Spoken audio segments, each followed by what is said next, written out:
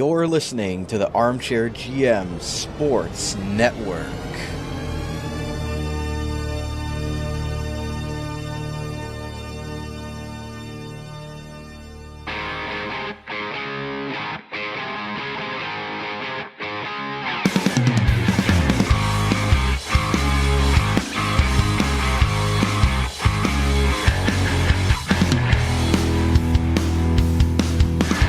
This is Rod Mahood, your in-game voice of the Niagara IceDogs, and you're listening to the Dog Pound Podcast on the Armchair GM Sports Network, your podcast source for all game analysis, team interviews, and up-to-date news regarding the Niagara IceDogs. Perlini! Overtime! IceDogs win! They score! Verhage was also jamming away. It's a power play goal for the IceDogs. And they score! Hosang, first goal as an IceDog. Strom stops Shipley. Richie scores! Gets it to Akil Thomas. Thomas has the angle coming in. He scores!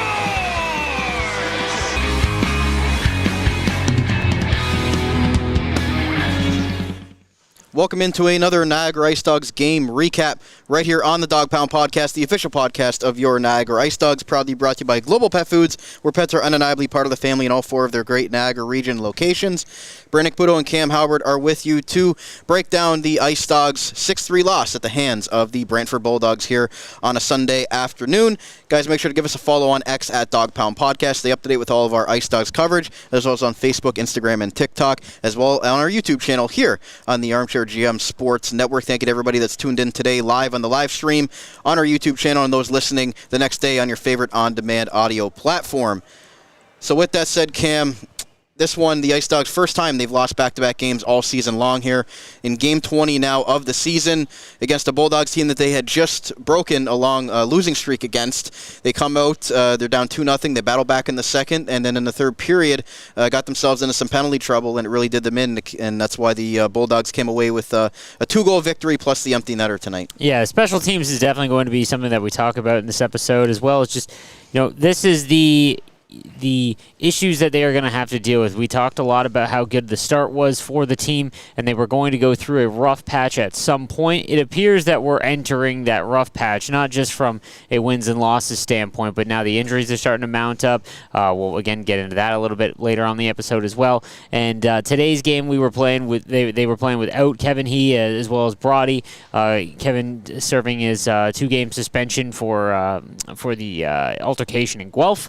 So without arguably our best player, obviously it was going to be very difficult. The Brantford team has definitely under-delivered in terms of the skill they have on that team, and I think we're going to see them start to rise in the standings. So they've gone through a pretty rough start to the season, but the talent on the team is definitely loaded, and we saw that on full display in the third period where the Bulldogs mounted a big-time comeback and put the game out of reach about halfway through the period. So obviously a tough loss. It was really impressive to see the team battle back in the second period, but we've come to accustomed to see that throughout this year. But it's going to be awfully tough now over the next couple weeks to just kind of tread water because their roster is going to get real thin quickly.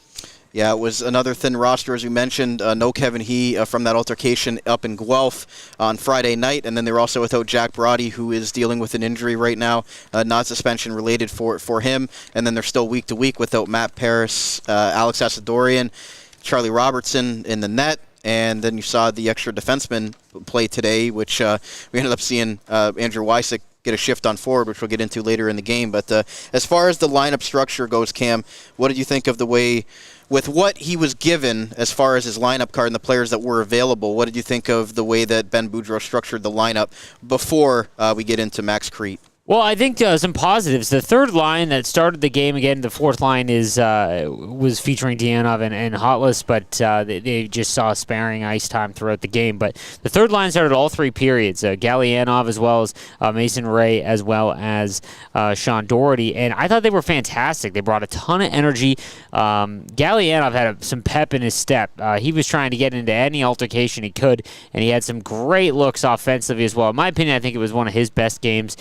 But that third line was really humming for a majority of the first and second period, and I thought they looked impressive. But again, then when Max Crete, who was on the first line, obviously, with Robrick and Loshko. I thought they looked good early on, especially early on. I thought that, losing Kevin last year would have been devastating, pretty much an automatic L. But this team does have quite a bit of depth, including getting Brady Wasslin back from the under-17s. He looks fantastic. He definitely looks like that fourth overall pick in the last couple of games, specifically tonight. He's supposed to be a goal scorer, and he's been setting up goals. Exactly, and they have been fantastic plays. So I have to give some a shout out there. But that being said, when Max Crete exited the game, that was when things got real tough because Andrew Wysick had to come and play forward, which I think that he did an admirable job. But the real issue is that he's arguably our second best defenseman, or maybe even first in terms of offense. So maybe behind Brody a little bit, but just the real driver on the breakouts and the rush. So him having to come up to forward hurts the defense, and then so on and so forth as you get down the list. So I thought last year, they didn't really have a lot of players to just play when there was injuries at all.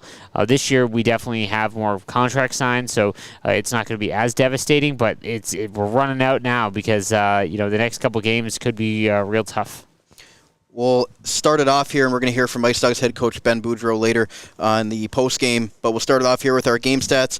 As always, are brought to you by Gales Gas, your go-to gas station in the Niagara region, or not just a gas station or a local tradition, because when it comes to fuel, you're going to Gales with multiple locations across Niagara. As we look at it, Cam, the shots 12-6 in favor of Brantford in the first period.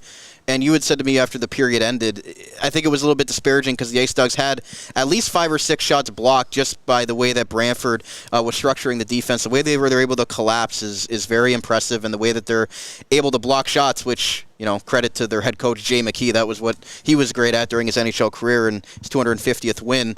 Shout out to Reed Duthie, the announcer for the Brantford Bulldogs, letting me know that before he went on air. But just the way that they're coached, you can tell why they blocked so many shots, and they did in that first period. No, it was almost frustrating to watch. They play so well defensively, and there was just really no time and space. They had a heck of a time trying to get pucks through from the point. If we were able to see shot attempts, I think it would have looked a lot closer than the shots on goal, 12-6 in favor of Brantford. But, again, they just needed to get the pucks through the net. I'll be honest with you, some of the shots that didn't count as shots, there was a lot of pucks just bouncing around the crease. The IceDogs had their opportunity in the first, but, obviously they get down, and, credit to them for battling back.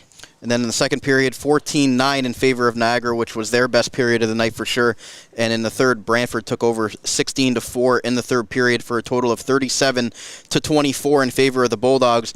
And you got to give Owen Flores credit. Luckily, he was not given supplementary discipline for that incident up in Guelph. He was only given a 2-minute penalty, and then by the time they realized he didn't get the misconduct, he had already taken all of his equipment off, so that's why he didn't come back out to the game, is what I was told. But so he doesn't get any supplementary discipline, and luckily, because the IceDogs need him in the net, they only have some junior B goalies calling it up right now, and with Matt Humphreys with the OJHL, so with Charlie Robertson out right now, Owen Flores is the Iron Man, and he kept him in this game. You look at it, 37-24 in favor of the Bulldogs. No, absolutely. And, there was an injury scare as well in this one that happened, I believe, in the second period. Mm-hmm. And, he was able to battle through that and stay in. He's a warrior, and he was fantastic tonight, I thought. He made a couple of fantastic breakaway saves. That was a real issue early on, and it led to a goal eventually. But, I thought that he was his normal self, and they're going to need him through this next little stretch. Where the difference was in this game, and that's what we'll talk about here, because obviously Ben Boudreau didn't finish the game today, which we'll talk about behind the bench, and we'll get into it in our post-game as well. Brantford was 3 for 5 on the power play tonight, and you can't give this lethal Bulldogs offensive ability with the offensive capabilities they have on with their forwards, with guys like Nick Lardis, Patrick Thomas, Cole Brown. They've got so many weapons up front, so much NHL drafted talent, and that doesn't even include Merrick Van Acker, who's still on the shelf right now. But 3 for 5 for the Bulldogs on the power play, 0 for 1 for the IceDogs. You can tell that that was what head coach Ben Boudreau was very upset about, that only one power play given to his group to the 5 on the opposition. But regardless, they got to be able to kill off better than 3 of 5. No, for sure. And specifically the power play or the non-call that led to Ben Boudreau being sent off for the rest of the game. Just a non-interference call that was just sort of egregious in my opinion, and it directly led to the goal that kind of put things out of reach. But no, at Brantford, it's been well documented. They've had some struggles on the power play to start the season, but man, they love scoring power play goals against the IceDogs over the last couple of games. That being said, they do need to get a little bit, lock it up right now. Currently, they might be near dead last in terms of their penalty kill. Right now, going into the game, they were in 16th spot, but the 3 against is going to drop them at least to 19th. So that really needs to be worked on, and special teams was a strength early on in the season. Now, that being said, Kevin He has been the number 1 penalty killer with Loshko, and he's out tonight, so maybe just an unfortunate miss there, but they're definitely going to have to be better. And then the IceDogs 0 for 1 on their power play. And again, they're still ranked 9th in the league on their power play. But as far as the penalty kill, as you mentioned, 16th, they're going to drop down to most likely 18th or 19th at this point. Only team worse is Ottawa, which is crazy because Dave Cameron's well-coached team. Only 62.3% on the year for their penalty kill, so they got to get things figured out. But as far as the IceDogs go, I mean, the specialty teams is really catching up with them right now, and the guys out of the lineup, I think, makes a big deal with that. As you mentioned, no Kevin He, no Matthew Paris, who's their only real right shot forward that would be playing on the power play. Sean Doherty's done a good job, but he's not known as a power play guy. And then you've also got Asadorian out, and it's just piling on here. But the guys that have been in the lineup have tried to do their best. But when you're missing 4 forwards, it's just going to catch up with you when they're that skilled. No, absolutely, right? And like I said, all year long we've talked about, there is going to be a rough patch, and this is just, I think we're going through it right now, and hopefully when all the troops get back, we'll get a good sense of what the power play is going to look like after that. But yeah, it's tough currently. I mean, even the one they had tonight looked half decent. Got some chances, shots on net, but just not able to go. And it was right after, I believe, a power play where they scored one of their goals. So, yep. And I believe it was the second unit as well. So, they've got to get going, and hopefully once they get some reinforcements, they will. Face-offs tonight in favor of the IceDogs, actually, 32-22 in favor of the home side. Mason Ray, 12 of 22, Loshko, 11 of 18. Ethan Zada was their best statistically at 8 of 13, which is good to see because you know that the Bulldogs have some good centers on the other side. But again, that doesn't reflect the way that the game went. No, for sure. Again, shout out to Mason Ray in that third line. I thought that they did such a good job. They started every period. So Ben Boudreau was, just hyping him up a little bit, giving the starting nod. But I thought that they did fantastic, and they were the real driver of tonight's game. And it didn't look like they were just trying to survive their shifts, which is what it's kind of looked like over the last few games. And we need more of that. Galley, again, like I mentioned, he had some gas going because he was just flying left and right. So a great game by him. Get into our scoring summary tonight, brought to you by the Niagara Employment Help Center, helping people find work in Niagara since 1983. Check out their up-to-date job board at ehc.on.ca to find your next work opportunity today. The Bulldogs came out, scored the first 2 goals. It was 1-0 after the first, 2-0. Early in the second period, the IceDogs give up another early goal. That was a Nick Lardis shot in the power play. You got to tip your cap to the Chicago Blackhawks. First-round talent there. He's going to be a heck of a player, and scores back-to-back hat-tricks in the prior game and then tonight, which we'll finish off with. But 2-0 deficit for the IceDogs early, and they had to claw back once again. But anything catch your eye from the first 2? Well, the first one of them was a breakaway. There had been a couple of times where Flores had kind of bailed them out, but the defense just wasn't respecting the speed of Brantford early on, and it gave them a couple of breakaways. And again, that might just be some younger players in the lineup, getting a longer taste. But I thought that when it was 2-0, I did not feel confident the IceDogs were going to battle back in here. So them getting started with that tip shot from Zada was exactly what they needed, because the second that happened, man, the entire game changed. No, it absolutely did, and we talked about Ethan Zada. It was off of a point shot from Blair Scott there in the middle period that got the IceDogs their first goal and got them on the board here in the game against Brantford. To a solid D-man for Brantford. Back to the line, dropped off. Here's Doherty through a crowd, and Egorov, I think he got a piece of it, and then lost sight of the rebound. Zada hitting to keep things going, and that's a good move. Zada back to the line. Blair Scott, another shot deflected. They score!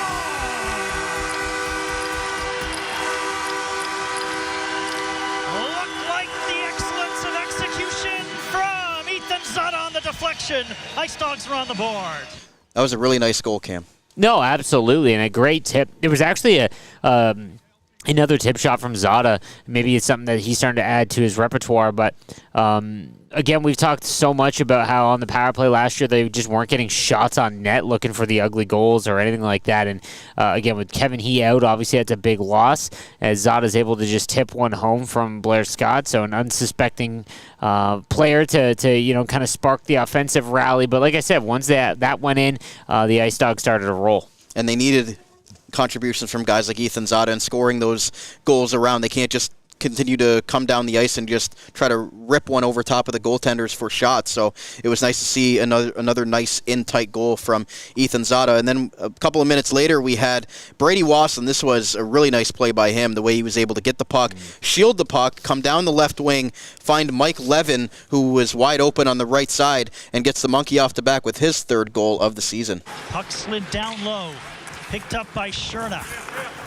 Trotz activating off the point. Sherna keeps. Stolen away by Wasson. He looks to get the angle. He's got IceDogs with him. Great move by Wasson. Wasson. Levin. Scores!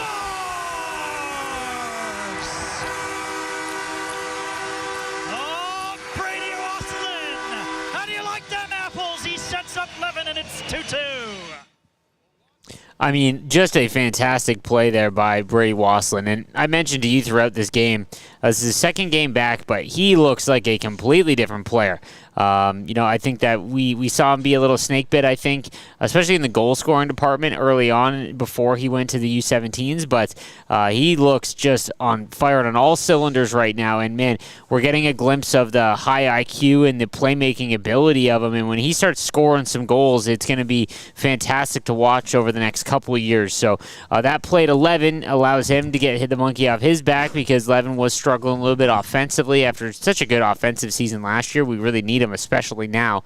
But Wasson, I think, was another player that just was dynamic tonight, and just great to see since his return back. The IceDogs had tied the game, and then, as Cam mentioned earlier, a power play was just expiring for the IceDogs, their only man advantage of the day, and it was Matthew Virgilio finding Ryan Rubrick, who takes the pass from the left side and is able to bury it by David Egorov, and at the time give the IceDogs a 3-2 lead. Almost found its way to Rubrick.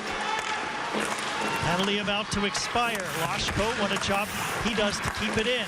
Wasselin, Virgilio, Rubrick scores!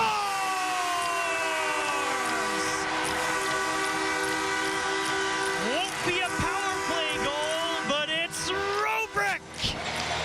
Audio goal highlights are courtesy of YourTV. Catch the IceDogs at home and on the road on YourTV Niagara, exclusively on Cogeco. I mean, just a great finish there. But again, I want to highlight on that play, the read to find Virgilio was just another fantastic play by Wasson. And then, heck of a fake shot by Virgilio to find Rubrick.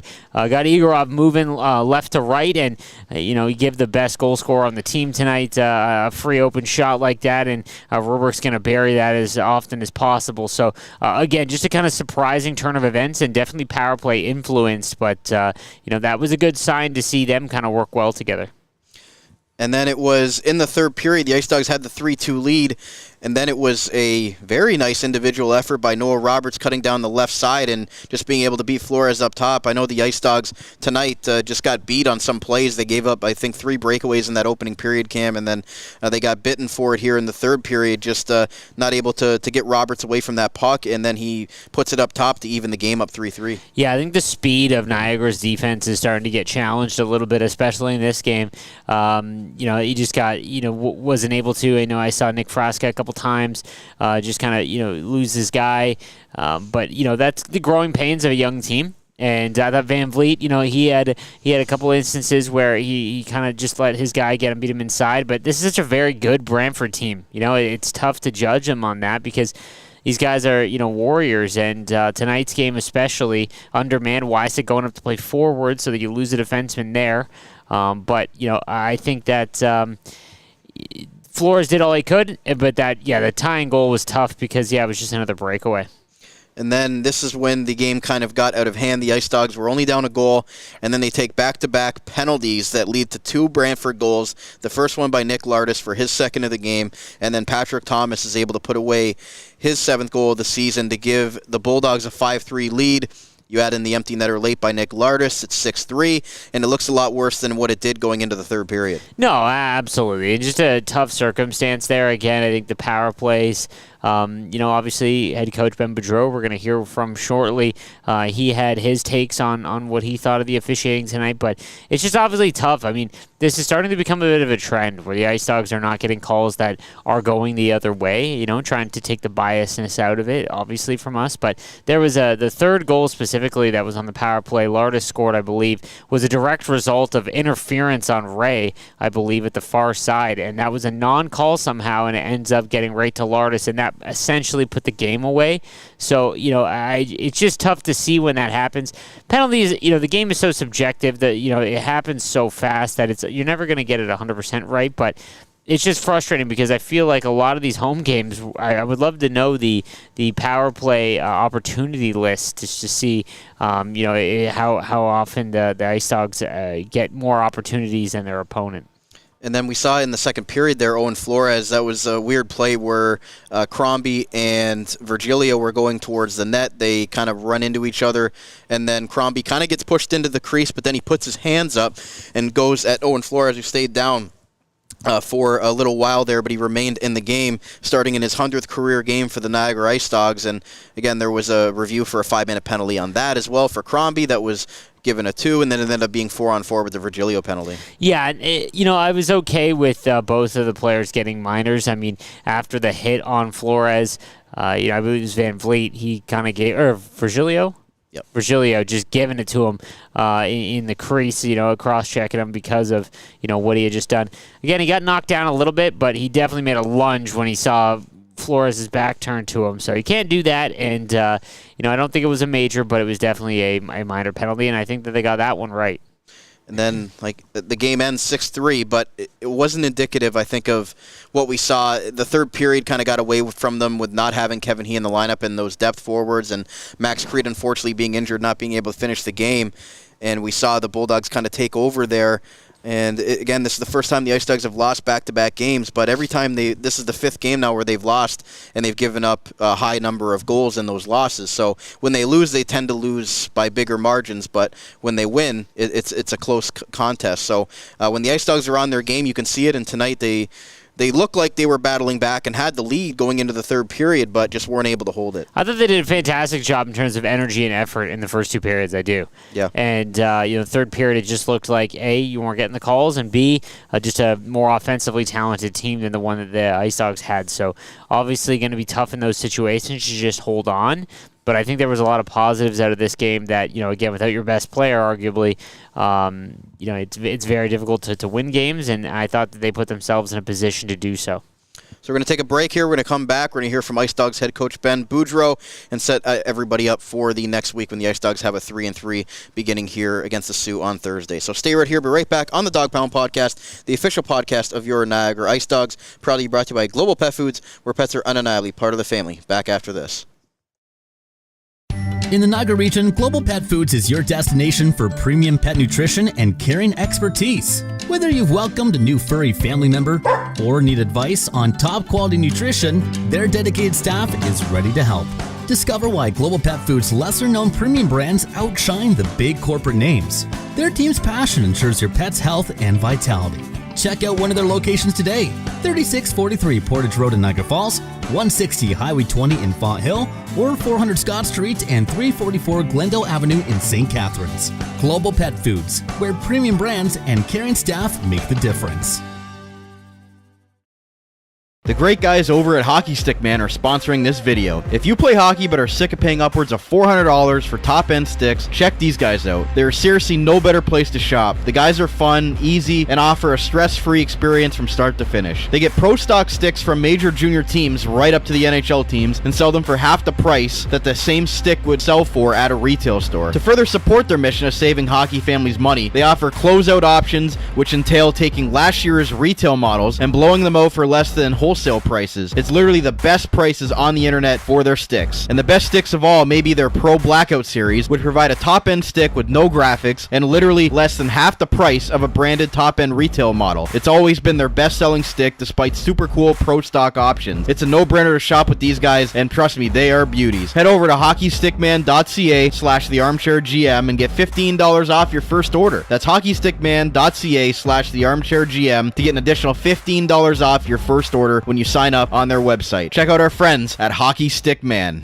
Wild Bill's Auto Repair is your local center for auto maintenance and repair in the Niagara region. Since 2012, Wild Bill's Auto Repair and Body Shop has been helping customers stay safe and confident on the road, knowing their vehicle is in top running condition through the garage's services. Located at 7868 Oakwood Drive in Niagara Falls, the garage started as a tribute to the owner's father, William Robert Hunter, who passed away, continuing the same community spirit and high level of service which customers can expect from him back at Hunter's Auto Repair. Their multi-award-winning auto shop has earned the trust of the Niagara community with its fair treatment of all customers who can feel confident they'll get trustworthy advice and repairs during their visit. Their experienced crew loves meeting new people and looks forward to forming a lasting partnership for the care of your vehicles. To find out more or to book a service, contact them today at 905-358-7868 or wildbillsauto.ca. Wild Bill's Auto Repair, helping customers stay safe and confident on the road since 2012.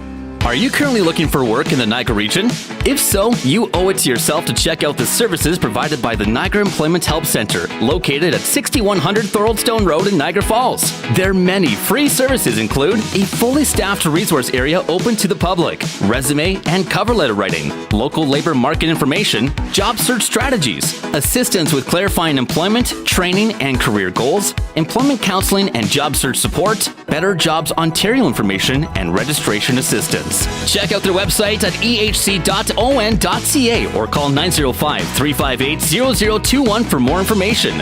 The Niagara Employment Help Centre, helping people find work since 1983. This Employment Ontario program is funded by the Government of Ontario. This is Alex Asadorian. Hey, it's Ryan Roberg. This is Ivan Gallianoff. This is Matthew Virgilio. My name's Jack Brody. And this is the Dog Pound Podcast, the official podcast of the Niagara IceDogs.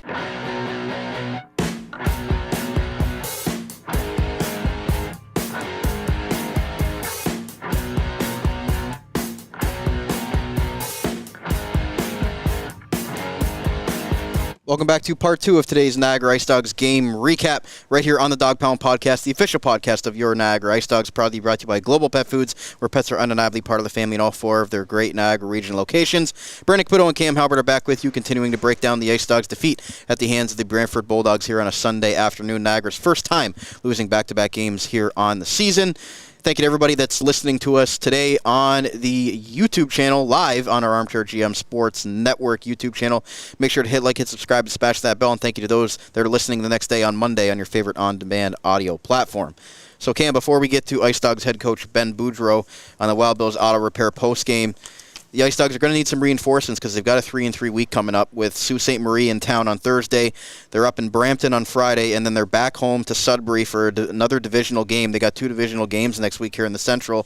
3-3 Thursday, Friday, Saturday. Going to be another tough stretch. Yeah, and again, we're going to have to wait and see in terms of the health of some of these guys because, Asadorian and Paris, obviously they're still out pretty long term, it appears. And then, we have to see what happened with Max Creed as well as Brody. Kevin's going to miss the first game for sure, but I bet, that second and third game he's going to come out flying. But that first game is going to be awfully tough to kind of set the tone for the 3-3. And we talk about the Central Division standings real quick. I mean, the IceDogs, again, they're continuing to move down the standings, but as we mentioned in the first month in October, they banked a lot of points here that if they can remain a 500 team through this tough stretch until they get some of those bodies back, they put themselves in a good spot come December, January, but again, they can't keep going on. Well, this is the first time they've lost back-to-back games, but they can't make this a common occurrence here for the rest of the month because they've still got a lot of games here. No, for sure. And, I think this is just the ebbs and flows of the season.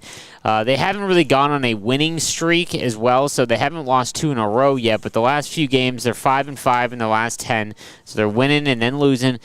They've got to kind of right the ship here and see if they can't take advantage of, maybe some more opportunities just based on some of the players getting elevated in the lineup. But a 3-3 is, always very difficult, but extremely important again, especially in the stage of the season. Sudbury, again, at the current moment of recording, 4 points back of Niagara for second place in the Central Division. Brampton with 19 and North Bay with 18. So all 5 teams are within 8 points from 1st to 5th in the Central right now. Yeah, and again, I think that's you're starting to see North Bay kind of fall down. We expected that. We were waiting to see that happen, and you got to expect that they're probably going to sell off pretty soon, or at least maybe by the deadline. But even that is only about 6 to 7 weeks away. But that being said, North Bay is probably going to be a game. Those are games. They're still a great coach team. They have some fantastic players, so it's not just going to be a write-off night, especially with the lineup the IceDogs have right now. None of these games are gimme games, and they've really got to bear down. We're going to go to head coach, IceDogs head coach Ben Boudreau on the Wild Bills Auto Repair postgame. Brought to you by Wild Bills Auto Repair, helping customers stay safe and confident on the road in Niagara since 2012 in honor of the late William Robert Hunter. Let's hear what the IceDogs head coach had to say following his team's loss to the Brantford Bulldogs. Not the easiest thing to talk about after that, but you've been really resilient this year. Had a tough game the other night. What did you think of the effort tonight coming off that tough game?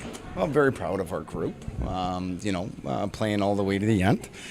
And, unfortunately, gave up 4 third-period goals again. It's not easy trying to defend. But, you take Jack Browdy, Kevin Heath, Asadorian, Paris. It's really starting to catch up to us as far as the older players that lead the way not being in the lineup.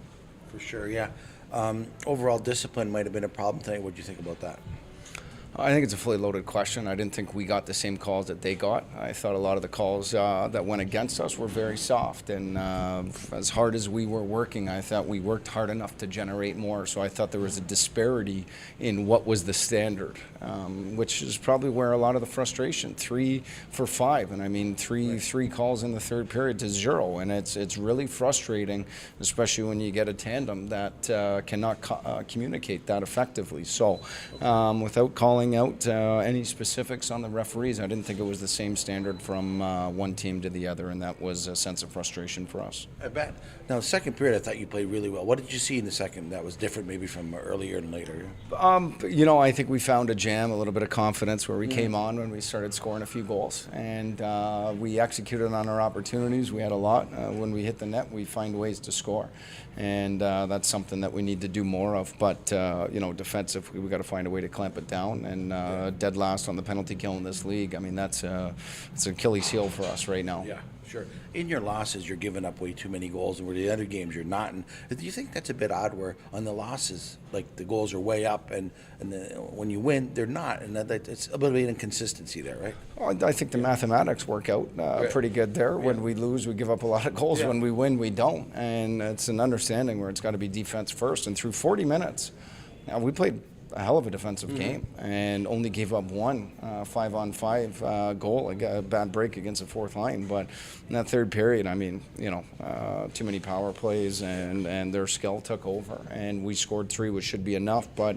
on the penalty kill, we've talked about it. We didn't get the puck out, and it's in the back of our net. And again, another goal on the back. I thought it should have been 100% interference on the call. That's one of those that didn't go our way, and it's in the back of the net. And at that point, the game is over. Absolutely, great. As far as guys come back, do we know what he got for 2 games? He got 2? Okay. And what about us? Crete didn't play in the third, or did he? Crete injured, Browdy injured, Asadorian injured, Paris injured. A lot of injuries, a lot of guys. Yeah. Now, that's something the team is going to go through, right, during the year, and it's not easy. So how do you battle through that? Do you just really simplify things and dumb it down, or how can you do that? It's not easy. No, it's not easy. Yeah. I mean, you got guys that started on the fourth line that are now playing on the first line. Yeah. You got guys on the third line that are full-time second-line guys, and you got guys who are out of the lineup and trying to fill in. I mean, everybody's trying to play up. So, how do you fast-track your development to turn a third-line guy into a second-line guy, a fourth-line guy into a first-line guy? And the easy answer, or the simple answer, is that you can't. You just got to put up with the pain and wait for those guys to come back, unless you've got players waiting in the wind or trades, which we don't right now. So, I mean, this is what we have, and this is what our expectation is. We're very young up front. First-year player on the first line, first-year player on the second line, second-year player on the first and second. I mean, we are very, very young when you take away Kevin, Asadorian, and Paris up front, and almost feels like what we had last year as far as the depth goes up front, just based on the youth that we have with those guys out. Thank you. Thanks. Well, Coach, I mean, with all those guys out of the lineup, you saw a few guys step up. Zada scored. You saw Mike Levin finally get on the board there. How much are you hoping that kind of sparks him going forward? Because as you just mentioned, you need those depth guys to be able to step up for you with everybody out right now. Yeah, I mean, the goals got to come from somewhere. I mean, Rubric seems to score a goal every single game. Zada's been heating up, which is good. But, I mean, Levin now 3 goals in 20-plus games. I mean, we need him to be the goal scorer that he was last year because, we're not getting it from the other guys right now. So, I mean, with Kevin out and Asadorian out and Paris out and, our leading point getter on the back end out, I mean, some other guys need to step up in the worst way. And we can't outscore our issues, so they got to become defensive stuff first. You put Wysick up there on the top line with Rubric and Loshko in that third period. You have the extra defenseman, so you have that luxury. But what did you like of throwing Wysick up there as a defenseman on the first line? Well, I didn't like anything about it. He's a really good defenseman. He was playing on our top pairing. The second I took him off our top pairing, they scored 3 goals, but we only had 8 regular forwards after Crete was injured. So I was trying to come up with something right there. Ideally, Andrew Wysick's never played forward. We want him to play D. He was our top pairing without Jack out, but I think he was the only one capable offensively enough to play with our top pairing. So we're trying to take a square peg and fit it into a round hole right now, and it just didn't work out for us tonight. Now, what's the outlook going into next week? You got a tough 3-3. You're going to be without Kevin for that first game against Sioux. It's your first time losing back-to-back games this year. So what are you expecting from the week of practice and how you want to see these guys respond here? Well, it's tough. We've got to make sure that we have enough guys for practice. That's a big thing here, just based on injuries, and we'll see what we have.